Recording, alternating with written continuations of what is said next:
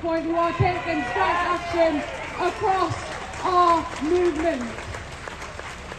They have shown what a proper opposition looks like. My name's Pidcock and I'm the National Secretary of the People's Assembly. And what a beautiful city this is. It is steeped in the history of resistance of our class, and we meet here today 203 years after those brave and peaceful protesters marched for democracy, where 18 people lost their lives, including one unborn child in a mother's womb.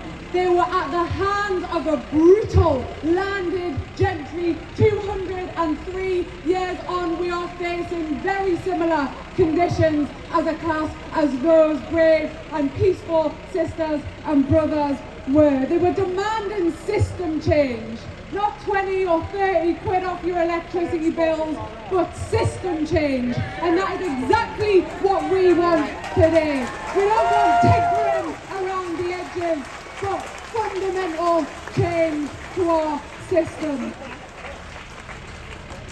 The conditions that we face as a class at this point in time are not some accident of the system or some failure of the economic system, but are fundamentally inherent in the capitalist economic system. Our lives are not important as the planet burns and people endure the daily violence of the poverty that they live. The Tories have been planning some of the most restrictive pieces of legislation that Chris mentioned to restrict our civil liberties. Not content of the anti-trade union laws of the Thatcher period, not content with the Trade Union Act of 2016, but now we have the Public Order Bill, we have the Police Crime Court and Sentencing Bill, the legislation to permit agency work, scab labour in industrial disputes. And why are they planning this?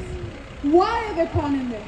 Because they know that we are ready, we are getting organised, and we are about to fight back against this system.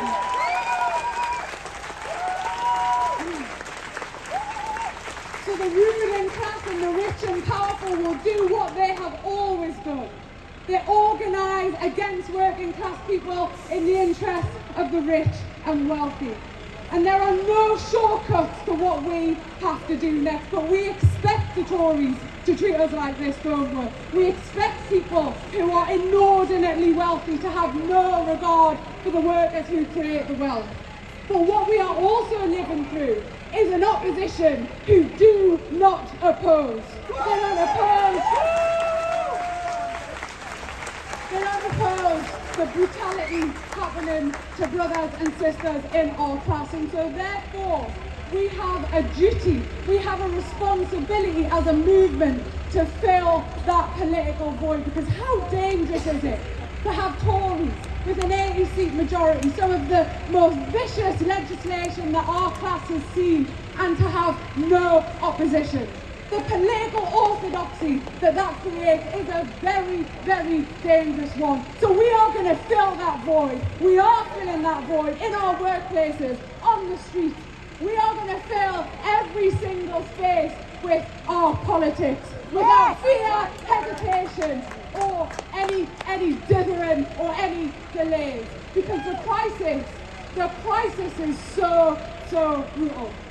And I'll just leave us with this, that it feels lonely, doesn't it, in the workplace when you're being that voice to stand up against what is happening here, or in the pub when you're hearing something that's really, really difficult. That feels lonely. But 203 years on, the class has not gone away. We are not giving up. We will stand, we will fight, we will defeat the Tories, and we will build something much better, much more beautiful for our class. Have no doubt about that. And so the People's Assembly is organising in every single community up and down the country. I really hope you join. If you are feeling politically homeless, please join the People's Assembly. If you are free on the 2nd of October, join us outside the Tory Party conference to protest whoever the next leader of their party is. We want them out as well. We want every single Tory out, and we will work towards that. And also join us on the 5th of November in London, a mass demonstration against the cost of living crisis. Please keep the faith. We have absolutely everything to be hopeful for. Thank you so much, sisters and brothers.